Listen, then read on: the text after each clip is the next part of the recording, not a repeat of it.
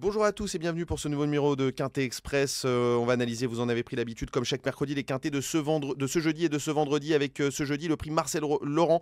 Je vais y arriver, qui va être un quintet très intéressant sur le plan sportif. Et pour les analyser, ces deux courses événements, eh bien, j'ai le plaisir de recevoir deux experts de taille, à commencer par celui qui est à ma gauche, c'est Léo Gane. Salut Léo, comment tu vas? Ça va et toi? Bah, ça va pas mal, écoute. Eh bah ouais, content d'être là. C'est vrai que c'est un super rendez-vous ce jeudi. Vendredi, c'est pareil, c'est des chevaux de bonne catégorie, donc j'espère qu'on va avoir la solution. Et Léo se moque un petit peu de moi parce que j'ai dû reprendre 3-4 fois. Il y a eu 3-4 faux départs comme à Vincennes. Et en face de Léo, c'est Adrien Lémeillet. Salut Adrien, comment vas-tu? Salut Jordan, salut Léo. Côté en pleine forme, tout va bien. Le meeting a débuté, tout va bien. Et direction Vincennes, 100% Vincennes, on va se régaler. Ouais, je sens que cette émission va être faite dans la joie et dans la bonne humeur. Et on va analyser, je le disais, donc un premier quintet qui, sportivement parlant, est fort intéressant puisqu'on a des chevaux qui pourraient pour certains se retrouver au départ du prochain prix d'Amérique Legend Race. Tiens Léo, tu vas en parler des conditions de cette course, le prix Marcel Laurent, je le disais, avec un plateau de choix. Oui, c'est un groupe 2 et comme tu l'as dit, quand on regarde le palmarès de cette épreuve, eh bien, on a affaire à des chevaux de prix d'Amérique, 2100 mètres donc à parcourir et des super chevaux et notamment Lisa Josselin qui sera l'attraction de la course, je pense l'une des favorites, et Cocktail du Dain qui vient de terminer deuxième au plus haut niveau. Bref, on a un super plateau et c'est souvent le cas dans ce prix Marcel Laurent. Effectivement, le prix Marcel Laurent et non pas Marcel Roland, comme je l'ai dit tout à l'heure au premier faux départ de cette émission. Léo, puisque c'est toi qui as présenté les conditions de cette course, je vais passer la main à Adrien pour sa base. Alors je crois, Adrien, que tu n'as pas la même base que mon cher Léo Gane. Explique-nous pourquoi as-tu choisi, et je vais vendre un petit peu la mèche, pourquoi as-tu choisi Lisa Josselin? Écoute, elle reste sur un échec dans le critérium. Ça s'est pas bien passé, mais il y a quand même eu des excuses. Mais auparavant, elle restait sur 3 victoires de rang. Je pense que Jean-Michel Bazir, cette fois-ci, va trouver les bons boutons, les bons réglages pour cette jument qu'il connaît par cœur. Et honnêtement, je la vois pas battue dans cette course, même s'il y a un lot qui semble très relevé. Ils vont tout faire pour garder leur titre, cette famille Bazir. Et j'ai vraiment de gros espoirs avec cette Lisa Josselin qui se lancera avec le numéro 7 derrière les ailes de l'autostart. Je pense que c'est pas forcément un problème. C'est en première ligne, tout va bien. Honnêtement, je ne vois pas grand-chose. Et puis il y a une revanche à prendre après le critérium qui s'est très mal passé. Bien sûr, il y a des raisons. Finalement, elle n'a pas bien performé. Mais sans cet petit échec, on va dire, elle aurait peut-être pu gagner forcément le critérium. Cet accrochage au départ, effectivement, a compromis ses chances. Et derrière, elle a refait beaucoup de terrain. Alors, je vais plutôt poser la question à Léo Gane, non pas de sa base, mais pourquoi n'as-tu pas pris Lisa Josselin en base? Parce que j'ai préféré les 5 ans, moi, dans cette course-là. C'est vrai que 4 et 5 ans. Mais je pense que Cocktail du Dain, c'est un dur à cuire et il va être dur à déloger. On connaît sa tactique par cœur. Il va s'installer devant et je pense qu'il va être très, très dur à rattraper. Alors, c'est 2100, mais il a déjà gagné sur le parcours. On le connaît plutôt sur les distances de longue haleine. Il a été héroïque encore dans le critérium des 5 ans. 2850 mètres, il a pris la tête, il est allé très loin. Il est battu par un sniper, Crack Time Atou. Double vainqueur de groupe 1, c'est l'un des chevaux de classe de la course. Et voilà, si il vient gagner cette course-là, je pense qu'il sera l'un des protagonistes au prix d'Amérique. Ouais, et il y a de fortes chances de le penser. Et puis son numéro, c'est vrai. Et bon, tu gardes la main, Léo, pour ton outsider qui se situe également en première ligne. Ouais, c'est que ça, mon outsider, le numéro 6, super cheval, il fait partie des meilleurs de sa génération, lui aussi est multiple placé de groupe. Il s'est élancé au galop dans ce fameux critérium. Sache que je crois que ton opposant n'est pas d'accord avec toi, mais pas du tout. Il va en parler dans quelques instants. Je ne sais pas si vous êtes concertés avant, mais là vous n'êtes pas du tout sur la même longueur d'onde. À cause du critérium? Tu vas le voir, il va donner ses raisons. Donc voilà, on l'oublie, son critérium, il est parti au galop, ça lui arrive quasiment jamais. Et par contre, lui, a continué à courir cet été. Et donc, il va arriver en conditions avancées par rapport à ceux qui vont faire une petite rentrée comme Cocktail du Dain et Lisa Josselin. Il va arriver affûté, il a gagné au Stable d'Olonne. Donc, je le disais, il fait partie des meilleurs de sa génération. Je vois pas pourquoi Axar pourrait pas faire l'arrivée d'une course comme ça. C'est noté, donc pour toi, Axar qui sera ton outsider, je crois que c'est le même que mon binôme au challenge des experts d'Equidia, Olivier Pivin, pour ne pas le citer. En face, Adrien, tu n'as donc pas le même outsider et ta rayure ne sera pas celle de Léo, on va le savoir dans quelques instants. Donc ton outsider se situe à l'intérieur en première ligne, c'est un vrai outsider pour le coup. Que j'aime beaucoup d'ailleurs. À Vincennes, il avait fait une petite sensation, d'ailleurs c'était dans le critérium des 4 ans mi-septembre où il se classait 4e. Et il sera plaqué des antérieurs et déféré des postérieurs, une configuration dans laquelle il a déjà plutôt performé. Je me dis qu'il faut tenter des choses dans cette course. Il y aura ce sera pas forcément une course de favori. C'est Learn to Fly, hein, je exactement. Crois que pardon, le 2, le Learn to Fly, pardon, je l'ai pas forcément nommé, mais je disais que ce sera pas forcément une course de favori, ça va s'envoyer dur dans la course, il y aura une grosse bataille, et lui il peut un peu tirer les marrons du feu, et pourquoi pas pimenter un petit peu les rapports de cette course événement en bout de combinaison. Donc je crois en ce numéro 2, Learn to Fly, il faudra raser les murs, hein. Il n'y a pas une grande marge de manœuvre. Justement, ça sera. Alors, juste dis-moi un truc, parce que là j'ai une petite réserve me concernant, c'est pas mon rôle de te dire ça, mais est-ce que c'est pas Franck Nivard qui mène Learn to Fly d'habitude, et parce que je vois qu'il est au sulky d'un cheval étranger, la dernière fois c'était Paul Ploquin déjà dans le c'était d'accord, autant et non, c'est souvent Paul Ploquin. J'ai le souvenir que la dernière fois c'était également Paul Ploquin. Donc honnêtement, s'il répète cette dernière performance, je pense que il peut faire quelque chose d'intéressant. Ça marche. Et ton outsider, justement, eh bien, si ton outsider est un outsider, j'ai envie de dire, osé, ta rayure est tout aussi osée. Et tu vas garder la main, Adrien, et tu vas nous démonter ce cher Léogane. Pourquoi as-tu pris que ça en rayure? On va dire rayure, le mot est peut-être fort, mais en tout cas, c'est peut-être plus une impasse en rayure. C'est de la rayure. Mais on est là pour ça aussi, Léo. On va pas ouvrir le parapluie à chaque voyage. Bon, c'est vrai, il a bataillé avec les meilleurs de sa génération, les meilleurs qu'il retrouve notamment ce jeudi. Mais il m'a pas forcément emballé durant ces courses-là. C'est peut-être une affaire d'impression ou quoi. Il reste quand même sur des disqualifications assez à Vincennes, nombreuses. Tu parles. Exactement. Parce que sa dernière course s'est soldée par un succès. Je vais y venir. Qui s'est soldé sur un succès, oui, mais au Sable d'Olonne.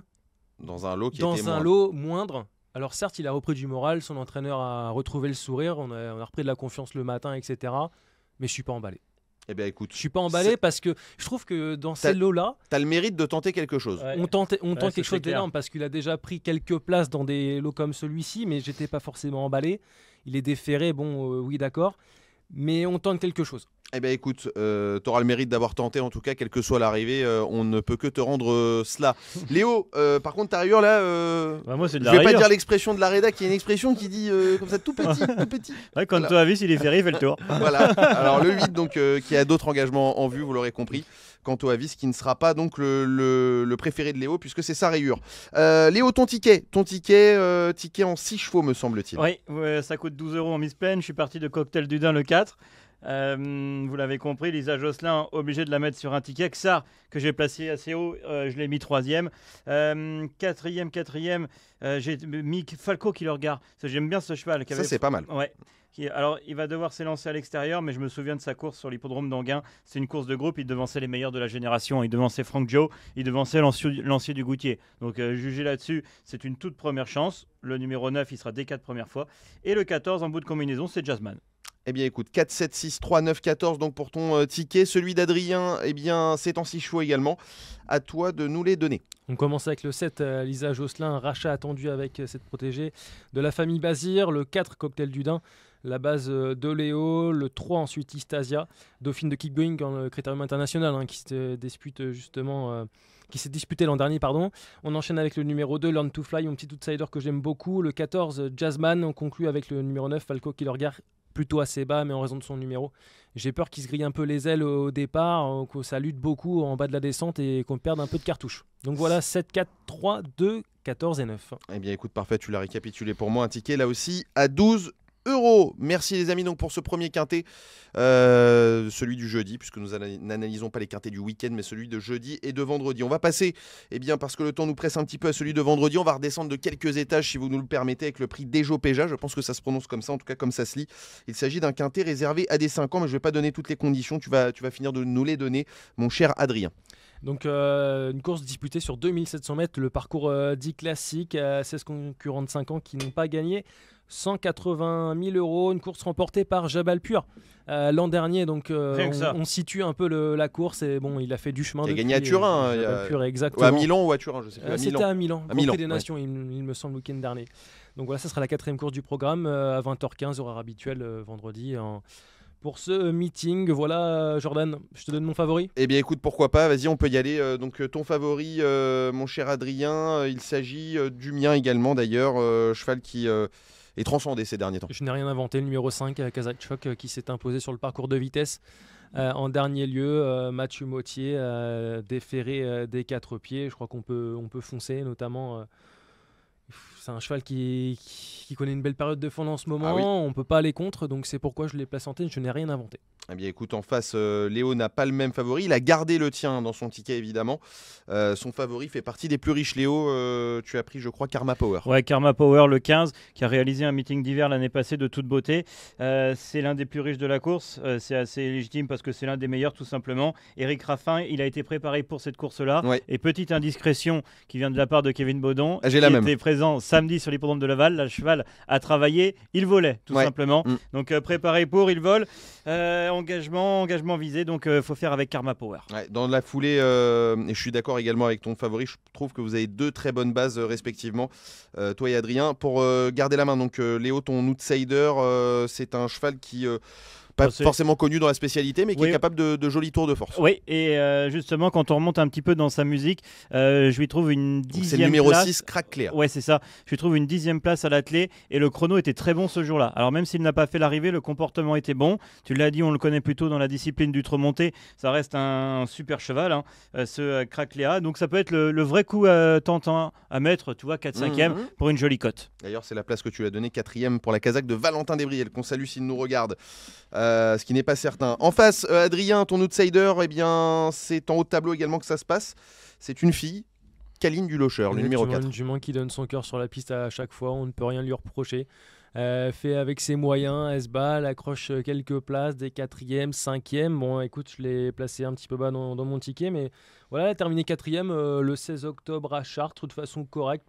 Elle a déjà 2 victoires sur le parcours, attention quand même. C'est une jument qui est aguerrie sur la cendrée parisienne. Elle reste ferrée, ça c'est pas un point d'interrogation. Je crois qu'elle performe dans cette comme d'habitude, on ne ouais. change pas une équipe qui gagne, son mentor se met à son sulky pour pimenter les rapports. Et c'est vrai que l'écurie est en forme. Je me souviens de Luna Dulocher, et le même jour, il y a Chloé Dary qui a fait l'arrivée à Vincennes. Ouais, et qui n'était pas forcément la première chance d'ailleurs, qui est venue très bien conclure, et qui a un petit peu pimenté, même plus que ça, les rapports du tiercé. D'ailleurs, ça me coûte cher. Cette affaire-là, évite de me rappeler des trucs qui me font mal. J'avais que Luna Dulocher, désolé en tête. On va passer à ta rayure. Tiens, Adrien, tu vas garder la main. Ta rayure, c'est en haut de tableau également, un cheval qui a d'autres engagements en vue, a priori. Alors, autant j'étais offensif avec ma rayure pour jeudi, là je suis resté calme. Avec le numéro 2, Camour, qu'on n'a pas vu depuis un petit bout de temps, au mois de février, il me semble, et reste ferré, un pensionnaire de Romain Dorieux qu'on aura l'occasion de revoir tout au long du meeting. On se calme, on commence doucement avec ce numéro 2. Romain Dorieux qui vient de retrouver sa licence après 3 mois de suspension. En face, Léo, c'est pareil, un émoji rouge aussi pour ta rayure. Oui, voilà, ferré, elle va préparer autre chose. C'est le 8 Cassiope Wind, donc on la regarde courir pour d'autres engagements. C'est bien noté. Eh bien, écoutez, je crois que tout est dit ou presque. Par si, messieurs, vous avez une... On va argumenter au moment du ticket. Au moment du ticket, allons-y. Allons-y gaiement. Léo, ton ticket, c'est en 6 que ça se passe là aussi. Et je crois que tu as placé ton favori en tête. Ouais, c'est ça. Logiquement, Karma Power, on en a parlé. Le 14, Cavalade Pad, c'est pareil, qui vient d'être très bonne deuxième. En 3e position, j'ai mis le 5, Kazakh Shock, qui est en plein épanouissement en ce moment. Vous en avez parlé en bien. Kraklia, c'est vraiment pour la cote, le 6. Et ensuite, le 13, c'est Kyoto Digeo qui est en plein dans sa catégorie. Mais qui rentre. Et le 10, qui file des bois, qui est une bonne finisseuse. Donc avec le bon parcours, elle est capable de finir fort. Donc pour venir en bout de combinaison. 15, 14, 5, 6, 13 et 10, si vous voulez suivre, eh bien, le ticket de Léo en face Adrien. Pareil, en 6 pour toi. Et c'est ton favori que tu as mis en tête, logiquement, Kazachok. On commence avec le numéro 5 qui connaît une belle période de forme, qui vient de s'imposer sur les 2100 mètres, difficile d'aller contre. Le 15 est Karma Power, un cheval de classe qui enchaîne les victoires avant de connaître un break bien mérité. Il revient bien. Et je pense qu'avec Éric Raffin, il pourrait monter sur le podium. Le 13, Kyoto Digeo, 4e, 5e au niveau groupe 2, qui redescend de catégorie, qui peut également tirer son épingle du jeu. Le 14, Cavalade Pad, Léo l'a mentionné. Il y a une jument qui n'est pas de tous les jours. Il faudra que tout se passe bien, parce que ces derniers temps, il y a eu quelques disqualifications. Le 4, désormais, Kaline Dulocher. Que j'ai évoqué, l'outsider que j'aime beaucoup. Hélas, Kingston de Blarick, on n'a pas évoqué. Ça, c'est amusant, je suis d'accord. On peut tenter un petit quelque chose avec ce numéro 1. L'an dernier, c'était beaucoup de disqualifications, beaucoup de déceptions. Il s'est assagi ces derniers temps. Il reste sur une 5e place sur 2850 mètres. Il n'a pas de marge, mais si tout se passe bien, il peut tirer son épingle du jeu. On va répéter donc les numéros. 5, 15, 13, 14, 4 et As. Bien, écoutez, messieurs, vous avez été complets. Nous sommes dans les temps, puisque ça fait un petit quart d'heure que nous sommes ensemble. Je vais en profiter pour vous remercier. Messieurs, merci à toi, Léo.